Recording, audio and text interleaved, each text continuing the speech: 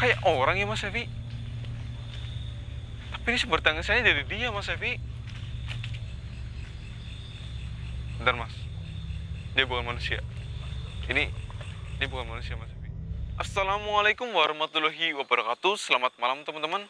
Bertemu lagi dengan saya Mas Boliah di channel Iman Lasos. Dan ini saya tepat di belakang masjid ini ya Mas Evi ya. Tapi ini masih di sebelah sana teman-teman. Dan ini pekarangan masjid, namun sudah diwakafkan ke masjid teman-teman. Dan ini nantinya akan dibangun kayak mungkin pondok atau enggak rumah-rumahan buat anak-anak mengaji teman-teman. Dan ini juga saya dapat aduan dari si ini ya, yang mengurus masjid sama warga sekitar sini. Katanya di sini teman-teman, itu sering terdengar suara orang menangis ya. Dan ini juga warga sama pengurus masjid sempat bekerjasama untuk mencari sumber suara tangisan tersebut, tapi nggak ditemukan teman-teman. Dan ini yang anehnya ya teman-teman, si pengurus masjid ini tuh seperti kenal suara tangisan ini gitu. Mereka tuh kenal, tapi mereka udah berusaha mencari tapi nggak ketemu teman-teman. Dan ini yang jadi pertanyaan di sini, dan ini yang membuat si pengurus masjid ini mengurungkan niatnya untuk segera melakukan pembangunan sebuah pondok atau rumah di sini. Dan ini juga mungkin kalian bisa lihat masjid karena ini lokasinya agak sedikit nimbun. Karena juga ini pekarannya agak luas ya Mas Evi ya. Tapi mungkin nanti kalian akan mendengar suara ini apa ya, anak-anak berzikir, kalau nggak sambil ngaji. Soalnya kalau malam juga ada yang mengaji teman-teman. Yaudah, ini kita langsung mulai aja ya Mas. Ayo Mas Evi kesini Mas.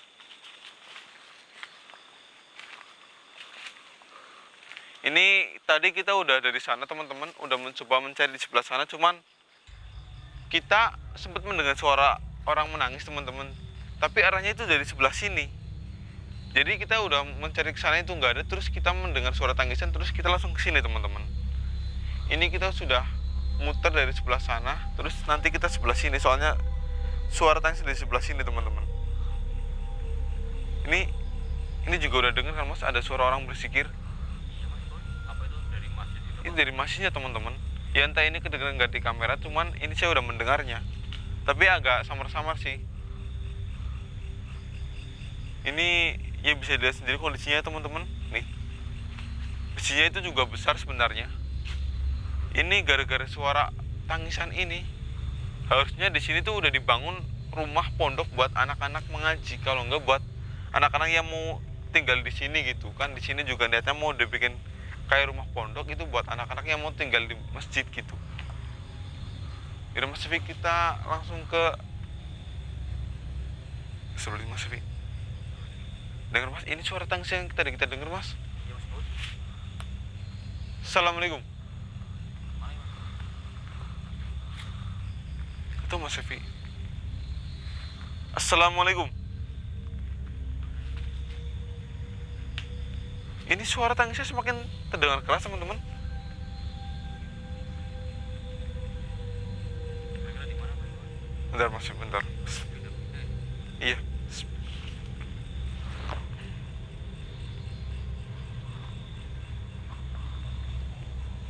Di mana kamu? Jawab saya, di mana kamu?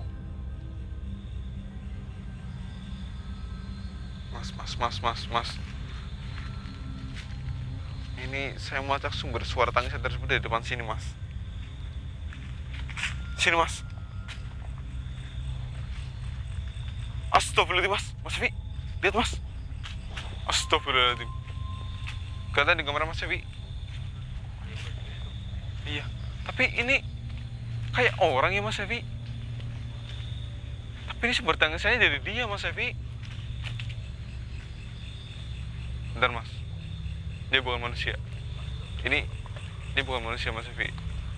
Astagfirullahaladzim.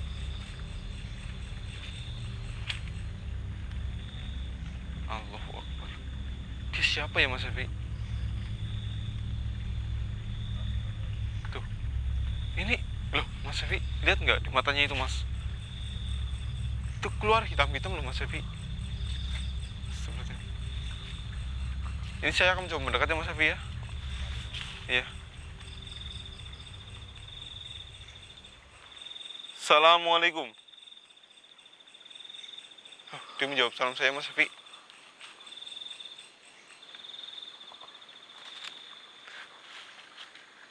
Kenapa kamu menangis?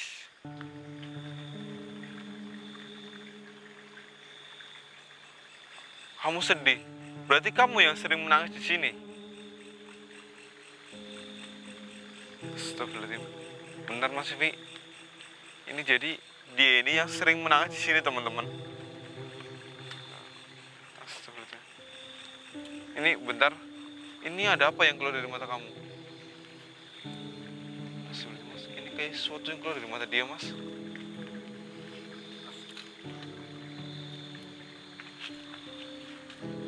Ini kenapa mata kamu seperti itu? Mengeluarkan sesuatu yang berwarna hitam. Itu akibat dari kamu sering menangis. Astagfirullahaladzim. Pertanyaan saya gini, saya langsung to the point aja sama kamu ya. Kenapa kamu menangis di sini? Ya, kenapa? Karena kamu menangis di sini itu banyak orang yang ketakutan. Terutama pengurus masjid di sini yang niatnya di sini mau dibikin rumah pondok buat anak-anak yang mau ngaji, yang mau nginep di area masjid, itu nggak jadi gara-gara kamu menangis.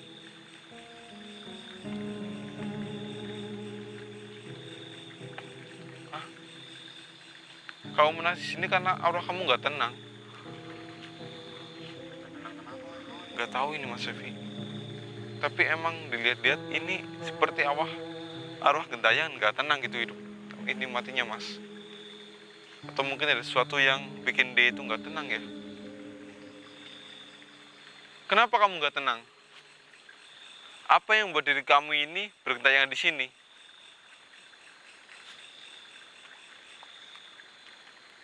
Hah? Perbuatan apa yang kau maksud? Astagfirullahaladzim.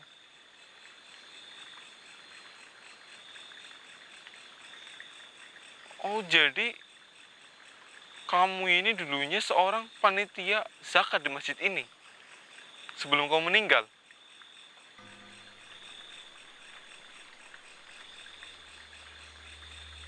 Allahu Akbar, astagfirullahaladzim. Oh, seperti itu. Ini teman-teman, ternyata hal yang muncul ya teman-teman. Dia ini, itu sebelum meninggal itu adalah salah satu pengurus masjid ini teman-teman. Dan dia ini di bagian bendahara. Dan kalau menjelang ini Ramadan ya Mas Evi ya, kan biasanya kalau setiap bulan Ramadan itu kan kalau mendekati Hari Raya Idul Fitri ya Mas, itu akan ada kayak ini, orang datang buat zakat gitu loh Mas. Nah, ini teman-teman, beliau ini dia jadi panitia zakat setiap tahunnya. Dan ini pantasan aja ya Mas, tadi waktu si pengurus masjid itu bilang mereka itu mengenal suara tangisan ini, tapi ketika mencari sumber tangisan ini nggak ada. Ternyata dia ini Mas salah satu pengurus masjid di sana Mas.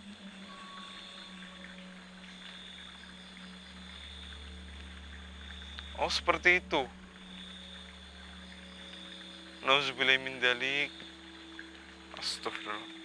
Dan yang membuat dia ini yang membuat dia ini nggak tenang ya Mas Evi ya teman-teman.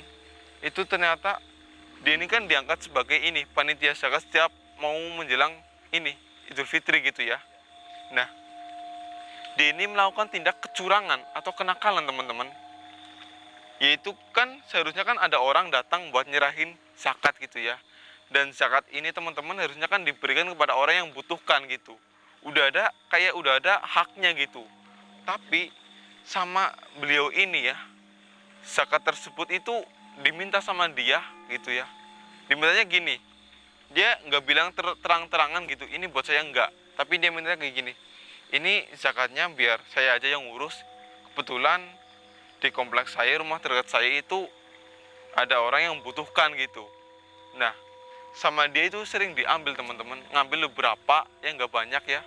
Mungkin berapa seringnya kamu? 10 gitu. Ya 10. Terus dia tuh bawa pulang. Nah, dia ini kan bilangnya itu dibagi buat orang-orang yang membutuhkan di sekitar rumahnya gitu, sekitar komplek dia. Tapi kenyataan enggak teman-teman. Nyatanya enggak. Justru kenyataannya itu si ini zakat yang diambil di atas dipanggil bawa ke rumah itu buat keluarga dia sendiri teman-teman, nggak dikasih buat orang-orang yang membutuhkan di sekitar dia. Padahal ya teman-teman, dia itu bilang ke saya tadi, di samping rumahnya persis itu ada nenek-nenek udah hidupnya itu sebatang kara teman-teman. Rumahnya terbuat dari dabak. Kalian tahu dabak nggak? Itu yang anyaman dari bambu. Itu dia tinggal sebatang kara, udah nggak punya siapa-siapa lagi. Ya dia itu tinggal mengharapkan belas kasihan dari orang gitu. Tapi sama beliau ini tetap nggak dikasih teman-teman. Padahal ini nenek-nenek loh, hidup sebatang kara loh, sendirian loh. Dia tetap gak peduliin, lebih baik ini buat saya aja gitu. Ini nauzubillah min dzalik ya. Ini jangan kalian tiru ya, karena ini perbuatan yang tidak terpuji teman-teman. Astagfirullahaladzim. Sudah kamu lakukan berapa lama seperti itu? Atau semenjak kamu menjadi panitia zakat? Hah? Oh, awalnya kamu jadi panitia zakat itu nggak pernah ngambil. Cuman karena kamu itu, oh seperti itu. Auzubillahi min dzalik. Ini padahal kamu ini kan orang punya kan, orang berada kan, bukan orang yang kekurangan kan, bukan orang yang fakir miskin kan. Oh kamu aja punya mobil. Astagfirullahaladzim.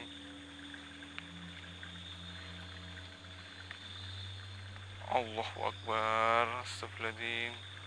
Ini teman-teman, jadi beliau ini awalnya itu ya dia diangkat sebagai panitia zakat itu karena dipercaya teman-teman. Ya sekali, 2 kali, 1 tahun, 2 tahun tetap diangkat. Terus di tahun yang ketiga teman-teman, ya karena beliau ini merasa, ini daripada saya kasih ke orang mending buat saya aja gitu. Beliau ini udah mulai memunculkan sifat-sifat rakus teman-teman, sifat-sifat tamak terhadap harta.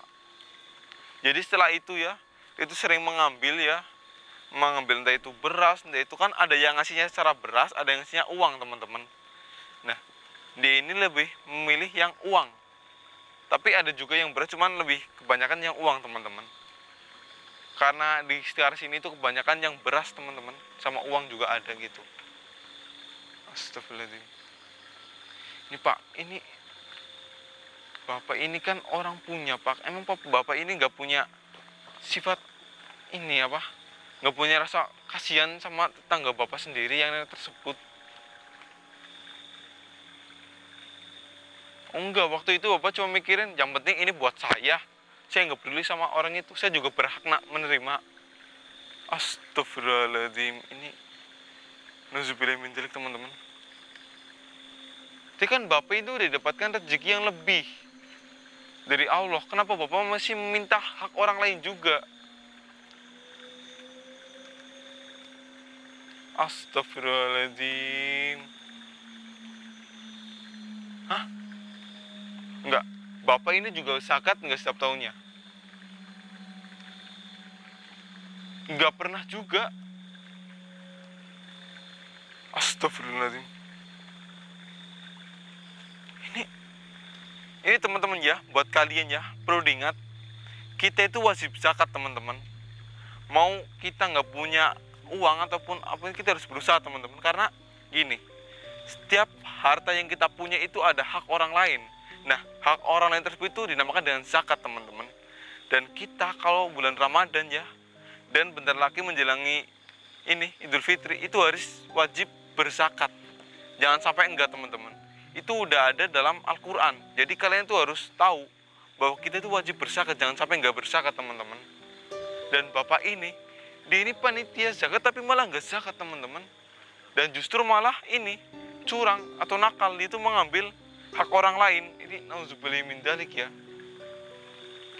Pada sejak arwah kamu itu nggak tenang. Astagfirullahaladzim.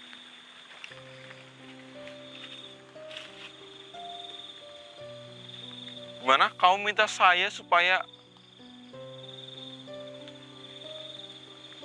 mendoakan kamu biar kamu itu tenang? Enggak. Saya nggak bisa lakuin itu.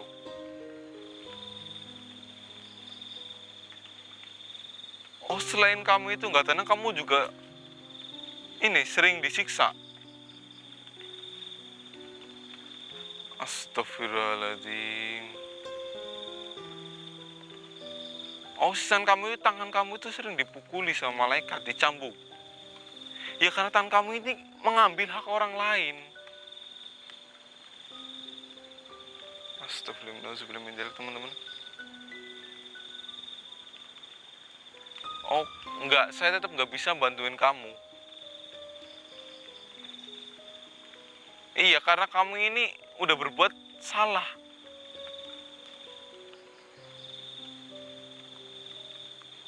Oh, terus apa? Minta tolong pada saya, minta tolong apa?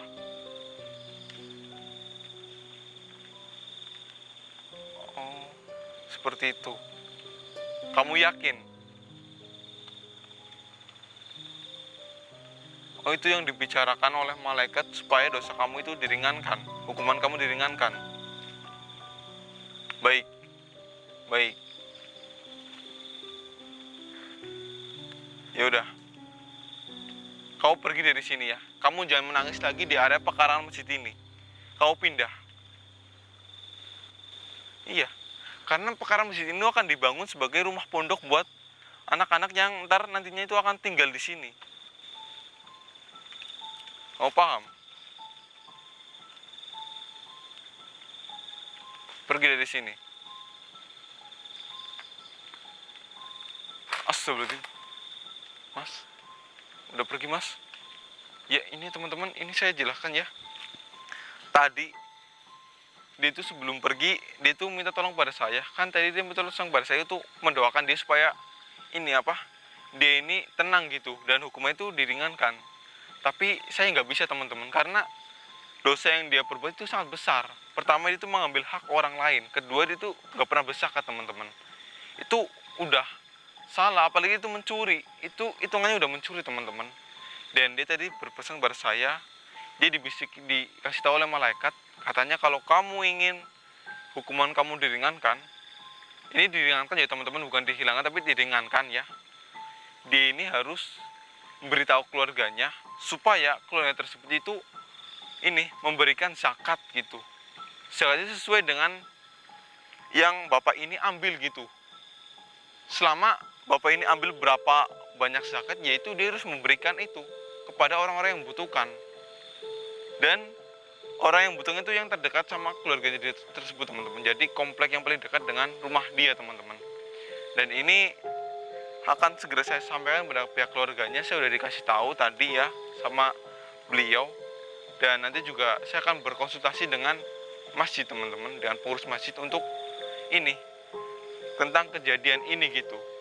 Dan untuk supaya mereka itu lebih berhati-hati lagi dengan panitia mereka sendiri supaya tidak ada kecurangan lagi teman-teman. Dan mungkin semoga aja setelah ini beliau itu pergi ya, dan ini bisa dijadikan pekarangan sebagai ini rumah pondok buat anak-anak masjid nantinya teman-teman. Ini gimana mas, kita langsung balik ke masjid lo gimana mas? Gak apa. Yaudah nih teman-teman, ini cukup sampai di sini ya. Dan perlu diingat, kalian wajib zakat teman-teman. Gak boleh enggak, karena ada hak orang lain di harta kita teman-teman. Dan jangan sampai kalian itu mencuri zakat ya. Jangan sampai kalian itu mengambil hak orang lain. Itu dosanya besar teman-teman. Dosanya besar, kalian harus ingat itu. Dan di sini saya Mas Baul pamit undur diri. Wassalamualaikum warahmatullahi wabarakatuh. Yaudah mas, kita lewat jalan sini aja mas, biar cepat sampai ke masjid mas. Soalnya biar nggak perlu muter-muter ke saya lagi mas.